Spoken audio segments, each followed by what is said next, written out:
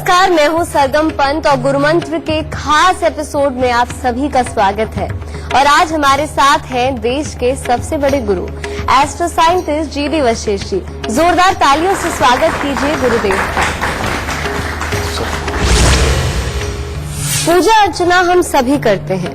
हम सब चाहते हैं कि भगवान हमसे प्रसन्न हो जाए और हमारी सारी मनोकामनाएं पूर्ण हो जाए, और उसके लिए कुछ लोग मंत्र और तप का भी सहारा लेते हैं। पर क्या आपको पता है मंत्र माला और जप का सही विधान क्या है? तो बस आज हम उसी के बारे में बात करेंगे। पर शो की शुरुआत करें उससे पहले हमेशा की तरह आपको याद दिला दूं कि फेसबुक पर गुरुमंत्र पेज को लाइक कीजिए। वहां गुरुदेव से आप सीधा अपना सवाल कर सकते हैं, या फिर टीवी स्क्रीन पर फ्लैश हो रही ईमेल आईडी पर आप हमें मेल कर सकते हैं, और इसके जरिए आपको हमारे शो पर कॉलर बनने का मौका मिलेगा। और अगर आप गुरुदेव से मिलना चाहते हैं तो उसके लिए टीवी स्क्रीन पर फ्लैश हो रहे फोन नंबर पर कॉल करें। इससे ज्यादा तरीके आपको और कहाँ मिलेंगे। बातचीत का सिलसिला जारी रहेगा, पर उससे पहले मेष, वृषभ और मिथुन राशि वालों का आज का दिन का हाल क्या रहेगा ये जान लेते हैं। तो आज सबसे पहले स्टार्ट करते हैं मेष राशि से। आपको परिवार का सुख उत्तम प्राप्त होगा। भाग्य से आपको अच्छा सहयोग भी मिलेगा, परंतु घर परिवार में किसी को स्वास्थ्य संबंधी दिक्कत आ सकती है, और धन का आज बहुत सोच समझ के प्रयोग करेंगे तो दिन उत्तम होगा। वृषभ राशि वालों के लिए अपने लिए तो दिन बहुत ही उत्तम है। पढ़ने लिखने वाले बच्चे जो हों या खेलकूद में प्रतियोगिता में हिस्सा लेने वाले बच्चे हों, उनके लिए काफी अच्छा सफलता का दिन, और कामकाज भी करने वाले लोगों के लिए अच्छा समय है। परंतु पारिवारिक परिस्थितियां वो अनुकूल न होने के कारण अनबन के योग घर में ही बनने लिखे हैं, इसलिए थोड़ा संयम से काम लें। मिथुन राशि वालों के लिए हर तरह से दिन उत्तम रहेगा। कोई शुभ समाचार की प्राप्ति भी हो सकती है। मित्रों के साथ अच्छा समय व्यतीत होगा। पारिवारिक जिम्मेवारियों को भी आप बहुत ही अच्छी तरह से निभाएंगे आज, परंतु स्वास्थ्य का थोड़ा ख्याल रखिएगा। गुरुदेव, आज हम बात कर रहे हैं पूजा अर्चना की, मंत्र उच्चारण की। तो मेरा सवाल आपसे यह है, कुछ लोग सालों साल ये सब करते रहते हैं पर उनकी मनोकामनाएं पूर्ण नहीं होती, ऐसा क्यों होता है? बेटा, पहले तो मैं तेरे को ये बात बता दूं कि सारी दुनिया वो ग्रह योग या वो काबिलियत लेकर के नहीं पैदा होते कि वो अपनी लाइफ में सारे ही काम कर सके।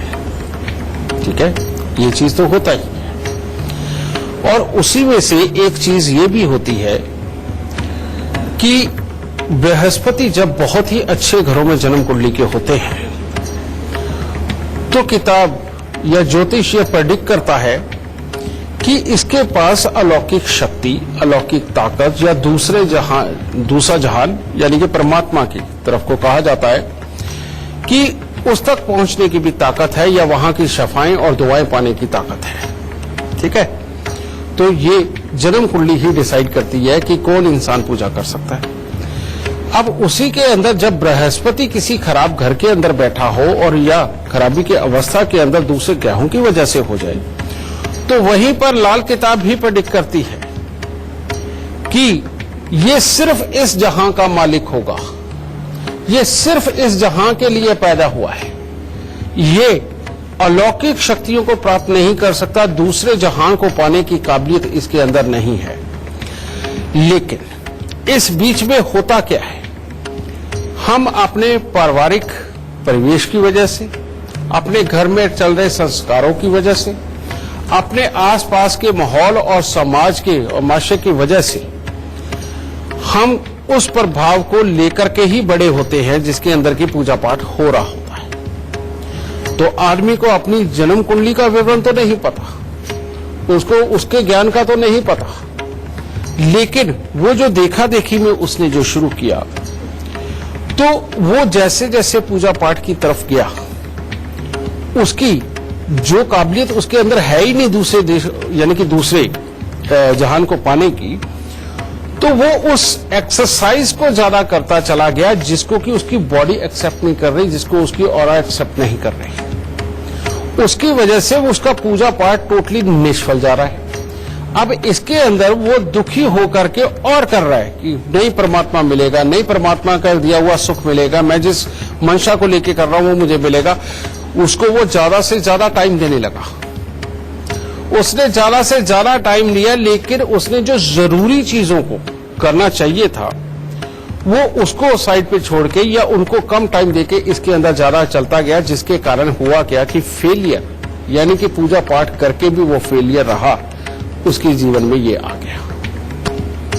और बहुत सारी कुंडलियां ऐसी हैं जिनके अंदर जन्मजात ही बृहस्पति देव ये डिसाइड कर देते हैं कि ये दोनों जहां का मालिक होगा, यानी कि ऊपर वाले को भी बुलाना और उसको समझना, और नीचे धरती पर भी इंसानों के बीच में रहते हुए भी ये सात्विकता के रूप में जीकर इस जहान को और उस जहान को दोनों को पाएगा। ये वही लोग होते हैं जिनको दूसरे की कही हुई बात फौरन समझ आती है, जिनको सामने वाले का स्वार्थ 1 मिनट में नजर आता है, और ऐसे लोग फिर दुआ क्या करते हैं, अरे भगवान तू ही भली कर, ये चीज।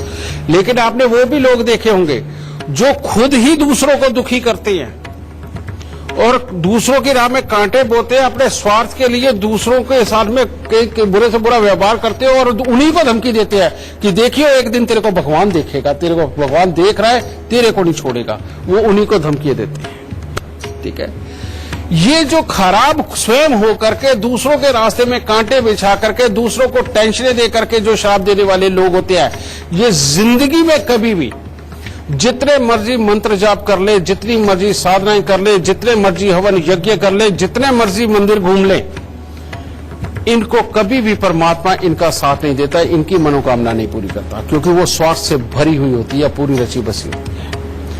और ऐसे में ये सामने वाले को भगवान के नाम पे डरा के अपना स्वार्थ पूरा करना चाहते हैं। यह बात सत्य है। और ऐसे लोग सबसे ज्यादा धार्मिक एक्टिविटियों में नजर आते हैं, सबसे ज्यादा यही लोग एक्टिविटियों में नजर आते हैं। और जो इंसान सच में दोनों जहां को पाने का माजर रखता है या जन्म कुंडली के अंदर ग्रह लेकर के बैठा हुआ है, वो इंसान सबसे कम मंदिरों में जाता है।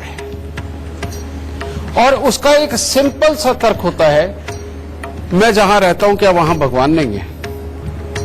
उसका एक सिंपल सा तर्क होता है कि मैं जहां रहता हूं वहां भगवान नहीं है क्या? समझ गए?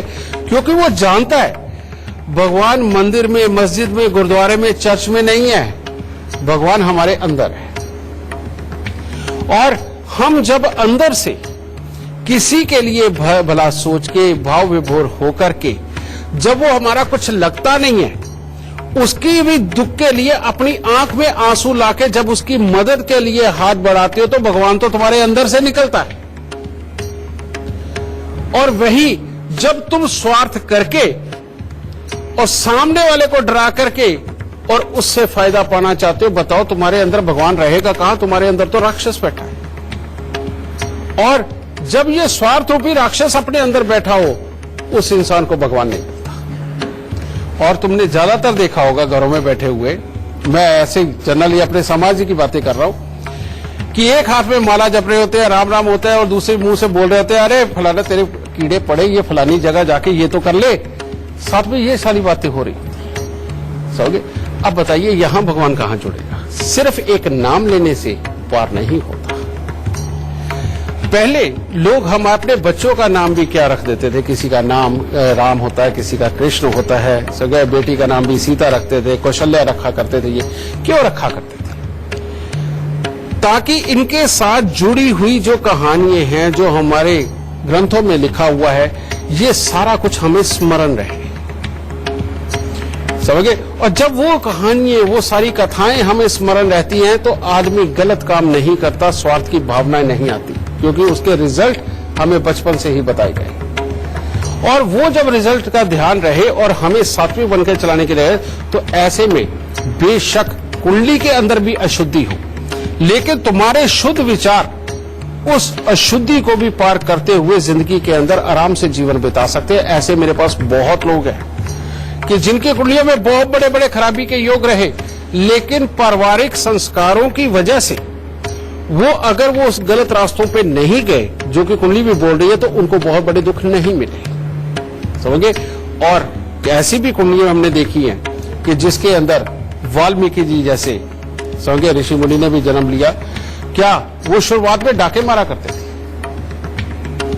वो किसी माहौल से हो गए थे प्रेरित, और माहौल से होकर वो गलत रास्ते पे चले गए थे, और एक झटके ने उनको ऐसा बना दिया कि उन्होंने राम भगवान का पूरा चित्र उनको देखे बिना ही लिख दिया।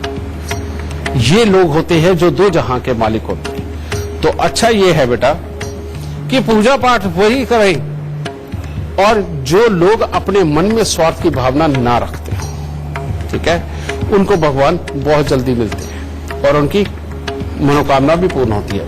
और जिसने चलना ही स्वार्थ की भावना लेकर के है, और जिसने मंदिर में जाकर के परमात्मा को देनी ही रिश्वत है कि इतने व्रत और इतने केले चढ़ा देंगे और इतने पैसे चढ़ा देंगे, इतने भंडारे लगा देंगे, बस मेरा ये काम पूरा कर दे, उसको फलाने को नसीहत दे दे और मेरा काम ये पूरा कर दे, जो ये भावना लेकर के जाए, बेटा वो पूजा पाठ करके काहे को अपना समय खराब कर रहा, वो अपने ही कामों पे लगा रहे तो शायद 2 फल मिल जाएंगे उससे। ठीक है, तो ये होता है बेटा पूजा पाठ का विधान।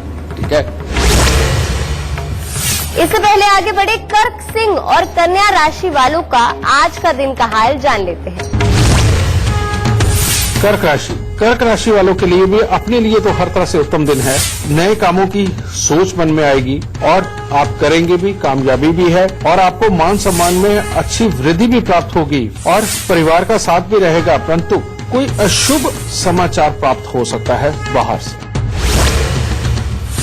सिंह राशि वालों को आज अपना कामकाज तो अच्छा बढ़ता हुआ नजर आएगा, उसमें से जो पैसा आना चाहिए वो भी अच्छा प्राप्त होता हुआ महसूस होगा। धार्मिक कार्यों की तरफ भी मन काफी आकर्षित होगा, परंतु धन को लेकर के मानसिक तनाव बढ़ सकता है। कन्या राशि वालों के लिए आज का दिन कोई खास उत्तम नहीं है। परिवार के लोगों के साथ तो समय अच्छा व्यतीत होगा, परंतु आपके ऊपर किसी प्रकार का आरोप लग सकता है। आपको स्वास्थ्य के प्रति भी विशेष सावधानी रखने की आज के दिन आवश्यकता है। गुरुदेव, तो सही विधि विधान भी यही है, मंत्र माला जाप का। मंत्र माला जाप ये एक बहुत बड़ी साइंस है। ये कोई जादूगरी नहीं है, ये कोई आशीर्वाद से भी नहीं चलती। आशीर्वाद आपके दिमाग को तैयार कर सकता है किसी खास काम के लिए, लेकिन आशीर्वाद आपको कोई ताकत नहीं दे सकता। एक बात तो ये, मंत्र हो, माला हो, जाप हो, ये तीनों का एक कॉम्बिनेशन है और ये एक बेहद बड़ा ट्रीटमेंट है जो इस यूनिवर्स के अंदर, पूरे यूनिवर्स को ही एक हॉस्पिटल का रूप देकर के किसी के अंदर भी कोई भी ताकत पैदा कर सकता है। जैसे आप लोग कोई अंग खराब हो जाए तो क्या करते हो, उसको निकलवाते हो, ट्रांसप्लांट करवाते हो, यही करवाते हो। आजकल तो दिल भी होने लग गया है। ठीक है, ये आजकल हो रहा है। पुराने समय से तो हमारे ऋषि मुनियों ने ये सारी विद्या पहले से ही बना रखी थी। वो क्या करते थे, डायरेक्ट पार्ट नहीं निकालते थे, वो डायरेक्ट उसी को रिन्यू कर देते थे, उसी को ऐसा कर देते थे कि उसकी ताकत ही बढ़ जाए। अगर वो खराब हो रहा है तो वो ठीक हो जाए, अगर ताकत नहीं है तो वो आ जाए। ये सारा कुछ ये किससे होता था संभव? उन्होंने मंत्र बनाए। ठीक है, अब एक मंत्र मैं बोलता हूं, ओम नमः शिवाय, ओम नमः शिवाय। क्या हो रहा है? आप आंख बंद करके देखो, बड़ी शांति महसूस हो रही है, बहुत शांति महसूस हो रही है। ठीक है, अब एक मंत्र, एम ह्लीम क्लीम चामुंडाय विचे, एम ह्लीम क्लीम चामुंडाय विचे। अब क्या हो रहा है? ध्वनि जागृत हो रही है। आप आंख बंद करके देखो, एक कंपन आ रहा है, समझ गए? अब एक तो हो गया ये। इससे क्या, आपके बोलने से जो वाइब्रेशनें निकल रही है, ये एक ताकत को जन्म दे रही है। जैसे बूंद बूंद से गागर भरता है ना, आपके एक एक मंत्र से एक शक्ति इकट्ठी हो रही है। अब इसके अंदर होता क्या है, अगर नमः शिवाय का जाप करना है तो आपको करना पड़ेगा पीले रंग का रुद्राक्ष, वो लेकर के उसकी माला जाप करिए। ये माला जाप से क्या होता है, माला जाप यहीं पे होता है, यही हो रहा होता है। ठीक है जी, इसके अंदर क्या, आपके मुंह से एक ध्वनि निकली, ये माला ने पकड़ी, ध्वनि निकली, माला ने पकड़ी, वो ऐसे ऐसे घूमती जा रही है, ऐसे ऐसे घूमती जा रही है। तो इसमें हो क्या रहा है, ये धीरे धीरे करके जो वाइब्रेशन एक ताकत के रूप में आपको उसी स्थान के ऊपर पूजा पाठ करोगे। अगर अलग अलग जगह पे बैठ के मंत्र उच्चारण किया तो उसका कोई फल नहीं होगा। इसीलिए हमारे पुराने ग्रंथों के अंदर यह समझाया गया कि रावण ने फलानी जगह बैठ के, एक ही शिला पे बैठ के इतने साल तपस्या करी। ये फलाने ऋषि मुनि ने फलानी गुफा के अंदर बैठ के इतनी तपस्या करी, ये फलाने इंसान ने नदी के अंदर खड़े होकर इतने साल तपस्या करी। क्योंकि एक ही जगह पर जब खड़े होकर के आप एक एनर्जी को बढ़ाते चले जाते हो, मंत्र उच्चारण से बढ़ाते चले जाते हो, तो एक बहुत बड़ा शक्ति पिंड तैयार हो जाता है। वो वाली शक्ति तैयार हो जाती है जिसकी आपको जरूरत है, जिसको डिसाइड करके तुमने ये पहले ही तय कर लिया था कि मुझे ये शक्ति चाहिए। और वो शक्ति जब आपकी बॉडी के अंदर आती है, उसके साथ टकराव कर करके आपके ऑरा के अंदर एक बहुत बड़ा बदलाव, जिस ऑरा के अंदर आपके 7 रंग है उसके अंदर वो समा करके अपनी जगह ज्यादा से ज्यादा बना करके आपके अंदर चेंजेस लाती है, एक स्पेशल ताकत पैदा करती है। समझिए? तो ये बनता है बेटा ट्रीटमेंट। अब ये जो देवता बनाएंगे किस लिए बनाएंगे? हमें बताया गया कि अगर तुम्हारा स्वास्थ्य ठीक नहीं, तुम बीमार रहते हो, कमजोर हो, तुम्हें खाना पीना नहीं लगता, अरे हनुमान जी के मंत्रों का जाप करो ना, ताकत मिलेगी। समझे? आपके घर में अशांति, आपका दिमाग गर्म रहता है, हालात खराब है, आपको कभी भी गुस्सा चढ़ जाता है, अरे करो ना भोलेनाथ के मंत्रों का जाप, देखो कितनी शांति आती है। समझे? आप कमा नहीं पा रहे, आप कोशिश कर रहे हो, लेकिन उसके बावजूद वो चालाकी नहीं आ पा रही जिससे आप बाहर जाकर के व्यापार कर सको, आप करो ना मां लक्ष्मी के मंत्र, श्री के मंत्र, ठीक है? एम ह्लीम क्लीम श्रीम बोलो, देखो जरा कैसे दिमाग की नसें खुलती है और आप व्यापार के लिए कैसे तैयार होते हो। ठीक है? लेकिन उसके लिए तपस्या करनी पड़ती है। आप सोचो कि आज ही मंत्र बोल के आज ही खत्म कर देना, हर मंत्र का विधान है कि ये आपको इतने हजार या इतने लाख या इतने सहस्त्र करने पड़ेंगे, और तब जाकर के ये शक्ति उत्पन्न होगी कि तुम्हारे ऑरा के अंदर पूरी तरह से आ जाए और आपके दिमाग को, आपके शरीर को उस लायक बना दे, तब ये होगी। ओके? लेकिन आज के जमाने के अंदर हर कोई पकी पकाई चाहता है, तो वो जाकर के आराम से बाजार से 500 रुपए का, 101 रुपए का, 10,000 का, 1 लाख रुपए का यंत्र लेकर के आते हैं। लो हमारे पास ताकत आ गई, अब तो परमात्मा की कृपा हो जाएगी। नहीं होती। अगर करना है तो या तो अपने सामने बैठ के यंत्रों को प्रतिष्ठित करवाओ, वाकई में उतने मंत्र बोले गए कि नहीं बोले गए, समझे? और अगर वो भी नहीं तो कम से कम उस भरोसेमंद को जिसके ऊपर तुम्हें विश्वास हो, हाँ कि ये पूरा काम करेगा ही करेगा, समझिए? वो करके, ठीक है, प्रतिष्ठा की विधि बहुत बड़ी होती है, तुम आचार्य नहीं हो, वो करवा लो उसके बाद में, लेकिन तुम्हें उनका मंत्र सीखना पड़ेगा। वो एक ही मंत्र होता है जिसको अगर तुम हफ्ते में एक बार भी पूरे तरीके से बोल लोगे तो वो शक्ति जागृत रहेगी और वो तुम्हारे ऑरा में आती रहेगी, तुम्हारे दिमाग को, तुम्हारे नसीब को, तुम्हारे शरीर को उसके लिए तैयार कर देगी और तुम वो फल जरूर पाओगे। इसीलिए हमारे यहां पर भी जैसे अब ये दशहरा आएंगे, दशहरे से मंत्र प्रतिष्ठा शुरू हो जाती है, जो हमारे यहां दस्यों, समझिए, आचार्य बैठ करके सुबह शाम वो मंत्र जाप करते हो, और जगह जगह से लोग आते हैं जो अपने लिए यंत्र निर्धारित करके जाते हैं, उनके वो सामने बन रहे होते हैं। दशहरे से लेकर दिवाली तक वो लोग स्वयं भी 2-3 चक्कर मार के आकर के देखते हैं कि किस तरह से हमारे काम हो रहे हैं, और स्वयं भी वो संकल्प दे करके जाते हैं बार-बार, समझे? और दिवाली के एक दिन पहले जिसमें संपूर्ण होता है, उसमें आकर के वो यज्ञ करके अपने हाथ से श्रद्धा से वो यंत्रों को लेकर के जाते हैं। और ये मेरे यहाँ पर 10 सालों से काम हो रहा है, और जो जो लेकर के गए हैं वो सब इस सारी चीज से वो जानकार है और वो जानते हैं कि उनसे उनको क्या मिलता है। तो बेटा ये विधान है मंत्र का, माला का और जाप का। हमारे बीच इस वक्त कई दर्शक हैं जो इस कार्यक्रम का हिस्सा बने हैं, जो गुरुदेव से कुछ सवाल करना चाहते हैं। जी, बेटी की मैरिज का क्वेश्चन है, तो डेट ऑफ बर्थ 30 अक्टूबर 1992। जी, समय स्थान भी बता दीजिए। समय 10:10 रात को, गाजियाबाद।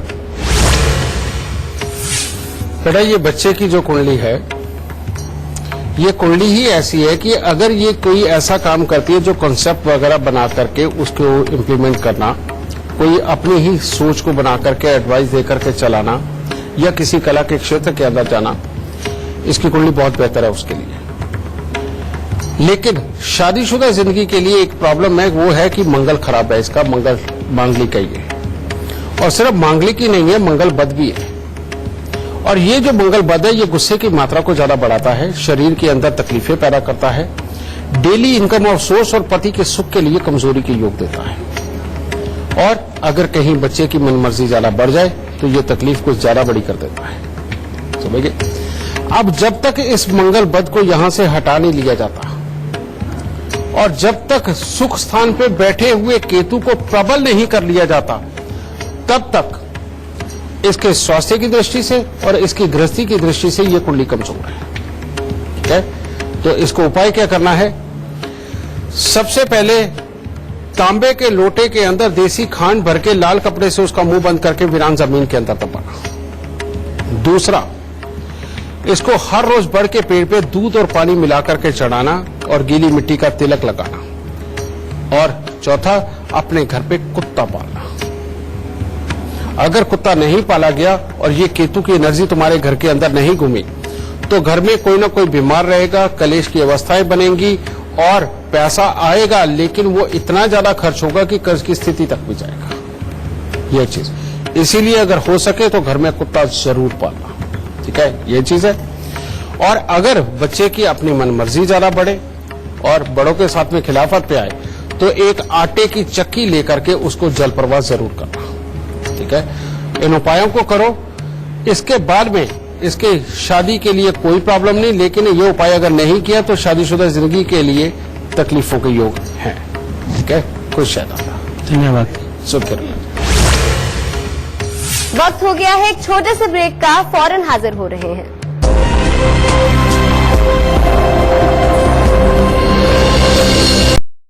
ब्रेक के बाद आप सभी का स्वागत है। मैं हूं सरगम पंत और आप देख रहे हैं गुरु मंत्र। बातचीत का सिलसिला जारी रहेगा, पर उससे पहले तुला, वृश्चिक और धनु राशि वालों का आज का दिन का हाल कैसा रहेगा ये जान लेते हैं। तुला राशि वालों के लिए खट्टा मीठा दिन। जो लोग बिल्कुल सीरियसली आज के दिन कोई पढ़ाई लिखाई में या प्रतियोगिता में जाना चाहते हैं उनके लिए अच्छा दिन। तो अगर आज आप मौज मस्ती में रहना चाहते हैं तो उसमें परिवार का अच्छा सुख और सहयोग भी मिलेगा और शरीर में भी स्फूर्ति बनी रहेगी। वृश्चिक राशि वालों के लिए आज का दिन सिर्फ कामकाज के अंदर धन लाभ के लिए ही उत्तम है। इसके अलावा अचानक बेमतलब की, बेवजह की किसी न किसी के साथ में वाद विवाद भी हो सकता है, मानसिक तनाव बढ़ सकता है और इन सबके बीच में गृहस्थ जीवन में भी कोई न कोई कला हो सकती है। तो इसीलिए थोड़ा संयम बना करके रखें। धनु राशि वाले अगर आज के दिन अपने आप को वाद और विवादों से बचाते हैं तो हर तरह से उत्तम दिन होगा। हर तरह से शुभ समाचारों की प्राप्ति होगी, मन में प्रसन्नता देखने को मिलेगी और परिवार के साथ अच्छा समय व्यतीत होगा और कामकाज में भी सफलता प्राप्त होगी। गुरुदेव, पहला सवाल मैंने आपसे किया था कि कुछ लोग हमेशा माला जपते हैं, सालों साल माला जपते हैं पर उनकी मनोकामनाएं पूर्ण नहीं होती। पर मेरा ये सवाल है, कुछ लोग तो ऐसे होते हैं जो माला जपते हैं सालों साल पर उनके जीवन में बस दुख ही दुख आते हैं। ऐसा क्यों होता है? जब हम सिर्फ श्रद्धावश, सिर्फ श्रद्धा से किसी एक चीज को करने लगते हैं लेकिन उसके पीछे की साइंस बताने वाला कोई गुरु नहीं मिलता, आपको वो आचार्य नहीं मिलता कि जो ये समझा सके कि जो तुम ये करने लगे हो इसका फल क्या है, तो बेटा वहां दुख ही पाना है, वहां सुख कहां होता है। अब हमारे पास ऐसे बहुत सारे लोग आते हैं जिनकी कुंडली के अंदर मंगल बद है, बुरा है, और वो हनुमान मंदिर जरूर जाते हैं। वहां जाकर के वो हनुमान चालीसा पढ़ते हैं। हनुमान चालीसा एक बार नहीं 5 बार 11 बार उन्होंने ये सुख रखा होता है, वो करते चले जाते हैं। अब वो हनुमान चालीसा की ताकत को बढ़ाते चले जा रहे हैं, हनुमान जी की ताकत को बढ़ाते चले जा रहे हैं, मंगल पहले ही बंद है। और वो घर आकर के सबसे पहले वो बच्चा क्या करता है, वो सबसे पहले माँ में, बाप में, भाई में या पड़ोसियों में गलती निकाल के उनसे लड़ने का काम करता है। क्योंकि मंगल बद जब हो जाता है उसका काम होता है दूसरों के अंदर कभी निकालना, और जब वो उसी मंगल की ताकत को बढ़ाता जाएगा तो होगा क्या, वो ताकत और बढ़ती चली जाएगी। इसी तरह से मान लो जन्म कुंडली के अंदर शुक्र बहुत ही खराब अवस्था के अंदर आकर के बैठ गए, बहुत ही खराब अवस्था के अंदर आकर के बैठ गए, और ऐसे में इंसान ने पूजा अर्चना शुरू कर दी लक्ष्मी नारायण जी की। कि मेरे तो यही भगवान है, मेरे तो यही सर्वत्र है, यही मेरा भवसागर से पार निकालेंगे, यही मेरे को पार लगाएंगे, दूसरे जन्म में भी मेरे को यही संभालेंगे, तुम ये करते। लेकिन अगर शुक्र खराब है, आप जितनी ज्यादा लक्ष्मी नारायण की पूजा करते चले जाओगे, जितनी ज्यादा पूजा करते चले जाओगे, उस एनर्जी को, उनके मंत्रों को, उनके पूजा पाठ के विधान को जितना बढ़ाते चले जाओगे, आपके लिए वो और खराब होता चला जाएगा, क्योंकि वो तो पहले ही गुण खराब है अंदर। समझे? इसी प्रकार से आप किसी भी ग्रह और किसी भी ग्रह से जुड़े हुए देवी देवता के बारे में देखें, आपको पूजा पाठ का विधान भी वैसे ही चुनना पड़ेगा। किसी गुरु की शरण के अंदर जाए बिना आप पूजा पाठ का विधान भी नहीं चुन सकते, यह बात सत्य है। और जो जो इंसान श्रद्धावश ये काम करता है, तो फिर तो तीर तुक्का है। हो सकता है वो आपका ग्रह बड़ा अच्छा है, जिस देवी देवता की आप पूजा करने लगे हो, और उसकी माला पकड़ के जब आप जपते हो, तो आप दिन दुनी रात चौगनी तरक्की पे पहुंच जाते हो। लेकिन वही आपको देख के आपका पड़ोसी करने लगता है, तो उसकी हालत खराब हो जाती है। यही कारण है कि रोज करोड़ों की दुनिया परमात्मा दर के दरबार पे जाती है, लेकिन मनोकामना कितने की पूर्ण होती है, ये आप सब लोग जानते हैं। समझ गए? तो ये सिंपल सा इसके अंदर फंडा है बेटा। तो मेरा ख्याल अब तुम्हें जवाब मिल गया होगा कि ये माला जपने से उनके दुख क्यों बड़े हो जाते हैं। गुरुदेव, आपने इसमें बार बार बताया है कि सही देवता की पूजा करना बहुत जरूरी है, पर अक्सर कभी होता है, मैंने देखा और काफी लोग यहाँ पे मानेंगे भी, मेरी बात से सहमत होंगे, कि हम किसी भी देवता की पूजा कर लेते हैं कि आज दीपावली है तो माँ लक्ष्मी जी की कर लेते हैं, कल किसी की। तो कितना सही है ये? बहुत सही है। वो क्यों है? अब तुम भी कहोगे अभी तो ये बता के हटा, अब ये कह रहे बिल्कुल सही है, लेकिन ये जरूरी है बेटा। तुम्हारे घर के अंदर कितने मेंबर हैं? पहले तो एक घर के अंदर 30-30 मेंबर हुआ करते थे। हाँ जी। वो बात अलग है कि आज न्यूक्लियर फैमिली हो गई हैं कि 3 या 4 मेंबर ही मिलते हैं। लेकिन ये जो हर देवी देवता हर त्योहार के अनुसार उस देवी देवता का पूजा का विधान बना हुआ है, व्रतों के आधार पर बना हुआ है, ये बेटा बिल्कुल सत्य है। उसका कारण क्या है कि दीपावली पे माँ लक्ष्मी की पूजा, शिवरात्रि पे भोलेनाथ जी की पूजा, जन्माष्टमी पे कृष्ण जी की पूजा, ठीक है, और नवरात्रों में देवी की पूजा। अब ये होता क्या है, ये थोड़ी देर का विधान होता है, बिल्कुल थोड़ी देर का, ठीक है, 1 या 2 दिन, ठीक है, नवरात्रों में 9 दिन। अब इन पूजाओं को जब हम करते हैं बेटा, तो उसके अंदर पूरा परिवार सम्मिलित होता है। और ये भी हो सकता है, ये पक्का हो सकता है कि तुम्हारी कुंडली के अंदर भोलेनाथ की पूजा बहुत अच्छी लिखी हुई है, लेकिन तुम्हारे भाई की कुंडली के अंदर हो सकता है कि नारायण की पूजा ही फलदायी हो, और यह भी हो सकता है कि तुम्हारी माताजी की कुंडली के अंदर से देवी की पूजा ही फलदायी हो, ठीक है। और इस तरह से अब या तो वो गुरु मिल जाए कि जो तुम्हें यह बता दे कि किसके लिए पूजा कौन सी बेहतर है, ठीक है, और नहीं तो पुराने समय के अंदर तो अगर एक वाकई में काबिल गुरु भी ढूंढना हो तो बेटा कई कोस पैदल चल के जाना पड़ता था, जिसमें कई दिन लग जाते थे। तो तब ये रीति रिवाज बने, समझ गए। अब उस वक्त में ये जब आप घरों में ये छोटी छोटी पूजाएं करते हैं, तो उस वक्त में होता क्या, जो तुम्हारे लिए पॉजिटिव है देवता, समझ गए, उसकी तरफ मन जल्दी अट्रैक्ट हो जाता है, उसका रूप भाने लगता है, उसके कर्म भाने लगते हैं, यानी कि जो कर्म किए जाते हैं उसमें, तो अपने आप इंसान अपने पसंद के देवता तक पहुंच जाता है। लेकिन पीछे हुआ क्या, एक जबरदस्ती थोपने वाली मानसिकता बन गई कि नहीं जी, हम तो इसी देवता को पूजते हैं, हम तो सिर्फ इसी को मानते हैं। नुकसान हुआ वहां से, जब तक ये सबको पूजा जाता था तो इंसान अपनी पसंद के अनुसार अपने आप उस तरफ मुड़ जाता था, क्योंकि उसकी कुंडली में वो ग्रह पॉजिटिव होता था। लेकिन जब ये थोपने जाने लगा कि हमारे परिवार में सिर्फ इसकी ही पूजा है, नुकसान वहां से शुरू हुए, ठीक है।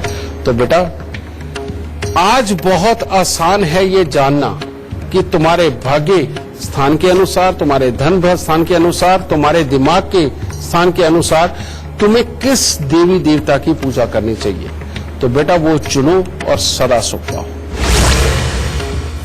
इससे पहले आगे बढ़े, मकर, कुंभ और मीन राशि वालों का आज का दिन कैसा रहेगा ये जान लेते हैं। मकर राशि मकर राशि वालों के लिए भी आज का दिन कुछ खास उत्तम नहीं है। अगर आज आप अपने कामकाज पर रहते हैं तो उसके लिए तो दिन उत्तम है, परंतु स्वास्थ्य में भी थोड़ा बताओ कुछ ऊपर नीचे हो सकता है। और परीक्षा प्रतियोगिता के परिणाम अपने अनुकूल न रहने का दिन है। और यात्राओं में खास तौर पे आज अपने आप को बचा करके रखें, यानी कि यात्रा पे ना जाएं, क्योंकि अनहोनी घटना घटित हो सकती है।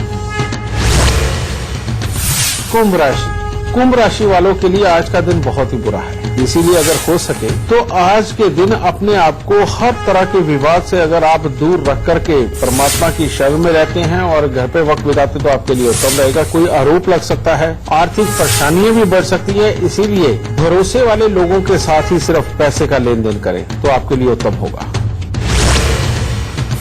मीन राशि वालों के लिए दिन बहुत ही उत्तम है। परिवार की तरफ से हर तरह का सुख और सहयोग प्राप्त होगा। आप अपनी जिम्मेवारियों को बहुत ही अच्छे तरीके से निभाने में सफल होंगे और आप जो भी कार्य करेंगे उसमें सफलता मिलेगी और अच्छी यात्राओं के लिए भी समय अच्छा है। हमारे बीच इस वक्त कई दर्शक हैं जो इस कार्यक्रम का हिस्सा बने हैं, जो गुरुदेव से कुछ सवाल करना चाहते हैं। जी, क्या नाम है आपका, कहाँ से? पारुल। जी, क्या सवाल पूछना चाहते हैं? नमस्ते सर, मेरा नाम पारुल पी अग्रवाल है और सर मैं खुद एक टैरो रीडर और एक न्यूमरोलॉजिस्ट हूँ। बहुत लोग आते हैं, आजकल सबकी ज्यादातर समस्या यही है कि सब लोग अपनी आर्थिक स्थिति से परेशान हैं। तो मैं आपसे ये जानना चाहती हूँ कि वो ऐसी कौन सी रेमेडीज हैं या जो जनरली हम छोटी छोटी चीजें कर कर अपनी लाइफ में हम फाइनेंशियल अबंडेंस की तरफ हम जा सकते हैं और वो मतलब अपनी लाइफ में अट्रैक्ट कर सकते हैं। बेटा, तुम जिस ज्ञान में हो ये इतनी बड़ी साइंस है कि हम 4 जीवन लेकर के भी अगर इसको पाना चाहे तो संपूर्ण नहीं कर सकते। इसको बोलते हैं सामुद्रिक विज्ञान, यानी कि वो समुद्र जिसके अंदर आज तक कोई भी एक इंसान तो नहीं खोज पाया कि कहां कहां पे क्या क्या है, कहां हीरे मोती मिलते हैं, कहां कटीले जानवर मिलते हैं, कहां पत्थर पड़े, कुछ भी ये चीज। लेकिन आज तुम्हें मैं एक बहुत बड़ी चीज देके भेजूंगा। इस धरती पर अक्षत क्या है ये तो जानते होंगे। अक्षत यानी कि चावल। शाबाश। चावल को अक्षत माना जाता है। वो अक्षत क्यों कहा जाता है? क्योंकि वो कभी खत्म नहीं हो सकता। इस धरती पर 70% पानी, हमारे शरीर में 70% पानी, और इस पूरी दुनिया में कोई और खाना पीना मिले ना मिले चावल जरूर मिल जाता है।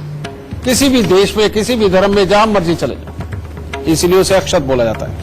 और हमारे यहां तो जब तिलक लगाया जाता है तो चावल भी लगाए जाते हैं, यानी कि अक्षत लगाए जाते हैं। वो इसीलिए वो कि ये ठंडक देंगे, और जहां ठंडक होती वहां ज्ञान होता है।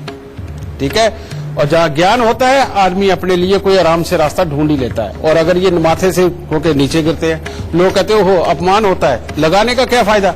नहीं, बहुत फायदा है कि जब लगाते हो तुम्हें ध्यान नहीं रहता, इधर उधर गिरता है, चाहे झाड़ू पोछा मार के उसे बाद में फेंकना तो मिट्टी में ही है। वहां पर भी जो एक पौधा पैदा होता है वो कई जीवों का भरण पोषण करता है, अक्षत, और बहुत जल्दी पैदा हो जाता है चावल। ठीक है, तो ये अनादर नहीं है एक ये। अब ये अक्षत में ही एक ताकत है कि जो घर के अंदर सुख शांति और समृद्धि ला सके। जब भी किसी की कुंडली के अंदर चंद्रमा पीड़ित होगा, खराब होगा, वो इंसान पैसे से परेशान होगा, उसको रुपए पैसे प्रॉपर्टी के लिए सदा ही तरसना पड़ेगा। वो इंसान वाहन का सुख ढंग से भोग ही नहीं सकता, किस्तों के ऊपर गाड़ी लेगा वो भी एक्सीडेंट होकर के खराब होगी। ये क्या कौन करता है? ये चंद्रमा की खराब पोजीशनिंग करती है। दूसरा कौन है? तुम्हारे घर पे धन नहीं जमा होता। तुम्हारे घर पे अगर धन जमा नहीं होता तो उसके पीछे कारण क्या? उसके कारण है बृहस्पति खराब। बृहस्पति क्या? जिस भी इंसान को याद रखने की दिक्कत होगी, जो इंसान अपने काम को करते करते भी, अब क्या होता है जीवन के अंदर, मान लो तुमने एक 10 स्टेप बनाए कि ये 10 स्टेप तुम अचीव करके तुम यहां इस चीज के ऊपर पहुंचोगे, इसमें से तुम्हें फल मिलेगा, यहां से तुम्हें लाभ मिलेगा। लेकिन वो जब 10 स्टेप निभाने की बात आती है तो करते करते में बीच में 2 भूल जाते, 8 करते, 3 भूल गए, 7 किए, समझ गए? वो बाद में ज्यादा आया, ओहो वहां पर तो ये करना था। तो ये वाली ताकत कौन देता है? बृहस्पति। और ये जब खराब होता है तब तक इंसान प्लान बना के अपने एक निर्धारित चीज तक नहीं पहुंच सकता। तो ये हो गया बृहस्पति, ठीक है। फिर हमें ताकत कौन देता है, किसी भी चीज को करने की हिम्मत कौन देता है, वो देता है मंगल, वो देता है सूर्य, समझ गए। अब जब तक ये तीनों चीजें यानी कि ठंडा दिमाग, प्लानिंग, याद रखने की ताकत और लंबी प्लानिंग बनाने की ताकत, बृहस्पति और हिम्मत, ये तीन चीज तुम्हारे पास अगर नहीं होंगी तो कोई भी इंसान समृद्ध नहीं बन सकता, समझे। और इन तीनों को अच्छा करने के लिए जन्म कुंडली के अंदर किसी भी आधार पर ये ग्रह बैठे हों, इन तीनों को या तो चौथे घर में पहुंचा दो या दूसरे घर में पहुंचा दो, क्योंकि तीनों का चौथा स्थान भी बेहतर है और दूसरा स्थान भी बेहतर है। दूसरे स्थान से लिक्विडिटी आती है, जिससे पैसा आता है, समझ गए। इसीलिए ज्यादा बोलने वाले लोग पैसा पैदा कर ही लेते हैं, क्योंकि उनका दूसरा स्थान बड़ा एक्टिव होता है, ठीक है। चौथा स्थान जो ज्ञान, जो प्लानिंग ये बनाता है, और प्लानिंग बना के अपना पैसा कैसे बचाया जाए, वो जायदाद कैसी बनाई जाए जिसमें से किराया आए, ठीक है। तो बेटा ये चौथा स्थान होता है। तो अपनी जरूरत के हिसाब से अगर आज नगद पैसा चाहिए तो तांबे के लोटे के अंदर चावल और चने की दाल भर के लाल चंदन का लेप लगा के 43 दिन मंदिर में दिलवा दो, पैसा आना शुरू हो जाएगा। और अगर वाहन का सुख लेना है, प्रॉपर्टी का सुख लेना है, पैसे जमा करने हैं, तो बेटा इसी तांबे के लोटे के अंदर चावल और चने की दाल भर के 43 दिन जल प्रवाह कर दो, ये ग्रह जाग जाएंगे। वो चौथे घर में पहुंचने की विधि, वो दूसरे घर में पहुंचने की विधि। तो बेटा आने वाले को अगर कुछ ना समझ आए तो ये उपाय देके भेजिए, तेरे गुणगान जरूर गाएगा। कुछ शेयर आज के लिए बस इतना ही, लेकिन कल फिर हाजिर होंगे एक नए विषय के साथ। तब तक के लिए दीजिए इजाजत, नमस्कार।